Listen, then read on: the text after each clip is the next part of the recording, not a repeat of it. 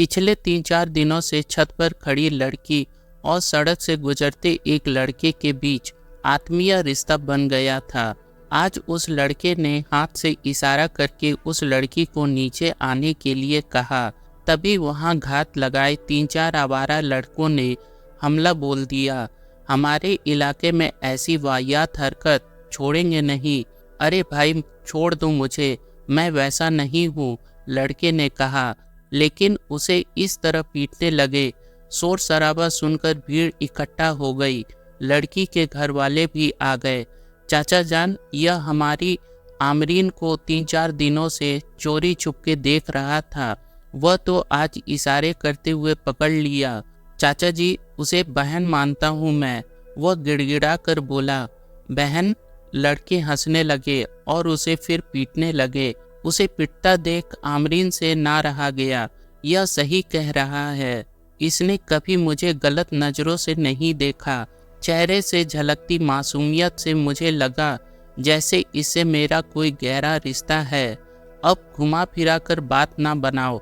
आपने आशिक को बचाने के खातिर, एक लड़का मुस्कुरा कर बोला। सुनकर युवक दहाड़ कर बोला, खबरदार, जो आगे एक भी गंदी लफ्ज़ मुंह से निकाला जबान खींच लूंगा। एक तो चोरी, ऊपर से सीना जोरी। तू हमारे मोहल्ले की लड़कियों को छेड़े और हम चुपचाप तमाशा देखते रहें। कहते हुए सभी उस पर टूट पड़े। उसके बगल में लटके थैले को खोलते हुए लड़का बोला, जरा हम भी तो देखें यह मजनू अपनी लैला के लिए क्या तोहफा लेकर आया है। थैले में एक बहुत सुंदर राखी और एक खूबसूरत गिफ्ट का पैकेट था, जिस पर कलम से शब्दों में लिखा था, मेरी छोटी बहन के लिए। यह देखकर लड़का बोला, अब यह नया ड्रामा, यह पहले से ही इंतजाम करके चलता है। वैसे तो आशिक पकड़े गए तो भाई बहन, उस्ताद, यह तो वही हुआ, दिन में भैया और रात में सैया, दूसरे लड़के ने कहा। तो सभी बेहुदे हंसने लगे। आमरीन के पिता रहमान जब जोर से बोले तो वह लड़के चुप हो गए। उन्होंने उस युवक से पूछा, बेटा तुम कौन हो, क्या नाम है तुम्हारा और किस मकसद से यहाँ आए हो। इतने सारे सवाल सुनकर वो घबराया नहीं।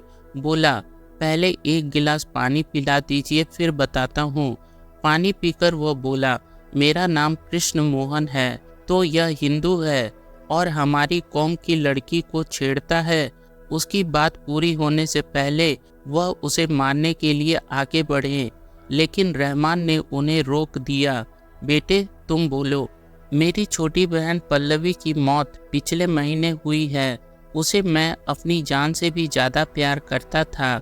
मैं अपने काम के सिलसिले से जब दिल्ली जा रहा था तब उसने कहा था, भैया इस रक्षाबंधन आप मेरे लिए दिल्ली के चांदनी चौक से गुलाबी सूट लेकर आना।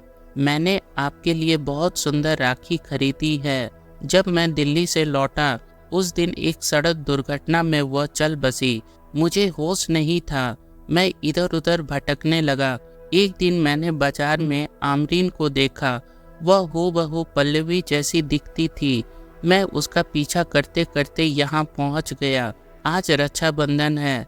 मैंने सोचा पल्लवी वाली राखी आमरीन से बंधवा लूँगा और वह सूट उसे दे दूँगा। यह सुनकर रहमान की आंखें नरम हो गई और आमरीन के आंसू बहने लगे। आमरीन के आंसू बहते देख लड़के हंस पड़े। कितनी बढ़िया स्टोरी बनाई है इसके आशिक ने।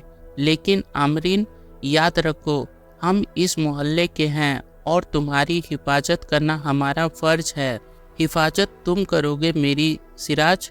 सुबह शाम भद्दे भद्दे इशारे करते हो मुझे, आमरीन व्यंग से बोली। और हाँ अरबाज तुम, वह दूसरे लड़के की तरफ मुखातिब हुई, तुम तो मुझे कितने अच्छे मैसेज भेजते हो, पढ़ाओ सभी को।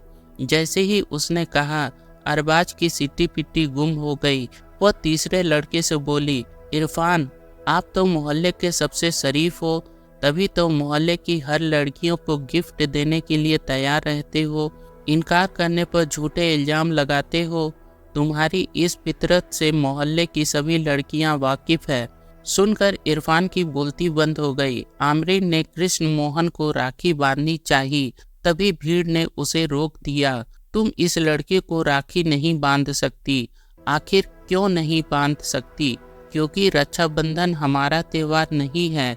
रक्षाबंधन किसी भी धर्म का हो, लेकिन असली त्योहार तो भाई बहन के रिश्ते का है। कृष्ण मोहन मेरा भाई है और मैं राखी बांधूंगी। आमरीन राखी बांधने को हुई, तभी भीड़ चिल्लाई, रहमान मियाँ रोको अपनी लड़की को, यह नहीं मानेगी तो तुम्हारा पक्का हुक्का पानी बंद करवा देंगे। बेटियों की शादी मुश्किल हो जाएगी, सोच लो। अरे इसे राखी बांधने दो, भाई बहन का प्यार है, इसमें हुक्का पानी कहाँ से आ गया? रहमान मियाँ बोले। रहमान मियाँ, हम खूब समझते हैं, यह दिखावा है, असल में कहानी कुछ और है। आप लोग जो समझे समझते रहें, मुझे अपनी बेटी पर भरोसा है।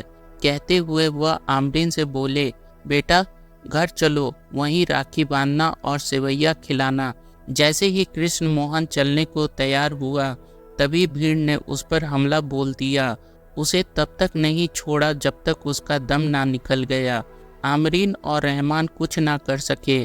पुलिस आई, भीड़ ने सामूहिक बयान दे दिया, इस लड़के ने मोहल्ले की लड़की के साथ बलात्कार करने की कोशिश की थी और एक पवित्र रिश्ता बनने से पहले ही खत्म हो गया।